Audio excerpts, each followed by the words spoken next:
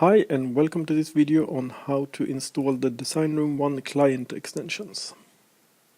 The client extensions consist of three parts. The Design Manager Link Importer feature, something that can be used when migrating from RSA DM. Designroom Exporter feature, which is the tool to be used when exporting your UML model from RSAD, RSA-RTE or Artist into Designroom One. And also the requirements management integration feature. You can install the client extension two ways, either using the Designroom One server or by distributing a zip file to the client and install it from that. Let's jump straight into the demo.